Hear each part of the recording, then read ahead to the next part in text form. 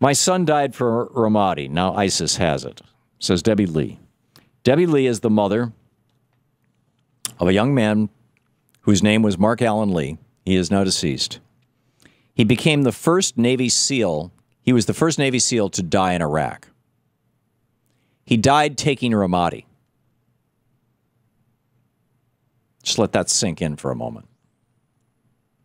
In fact, they honored him by renaming his comrades, by renaming the Ramadi base camp, Camp Mark Allen Lee.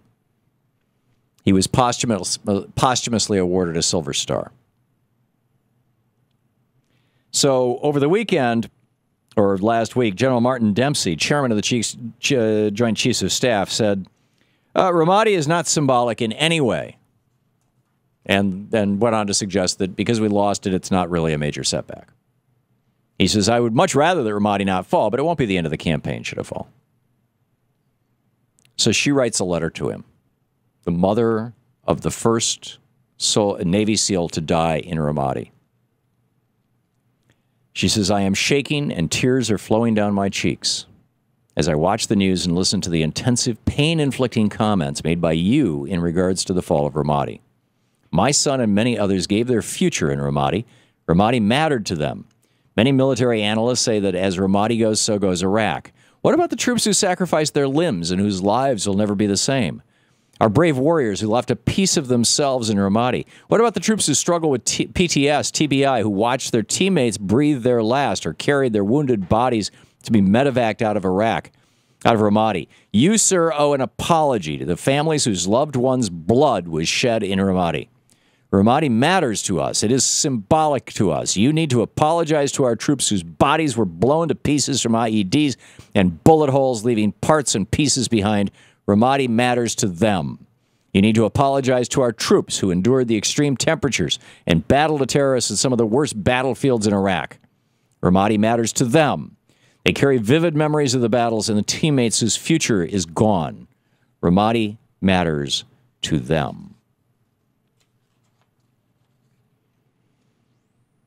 Her son, just before he was killed in Ramadi, wrote his mom a letter. He said, I have seen death, the sorrow that encompasses your entire being as a man breathes his last.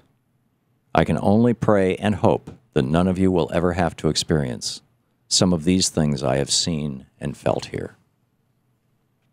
And let us remember, this war was completely unnecessary. The world was actually a better place with Saddam Hussein in it.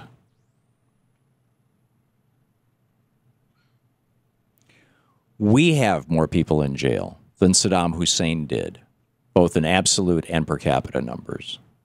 He was not a Democrat. I mean, Iraq was not a republic. But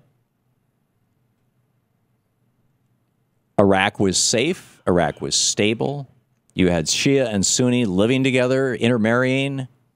Women were dressed as they are in the United States and going to college and becoming, professors and teachers and doctors and lawyers. And Iraq was a modern country. We have bombed it back to the Stone Age. George W. Bush, Dick Cheney, Paul Wolfowitz, Don Rumsfeld, these criminals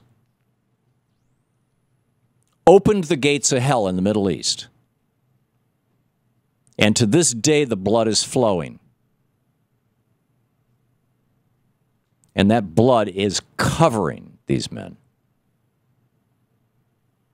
You want to get closure on this stuff? It is time to prosecute George W. Bush for murder. And Cheney.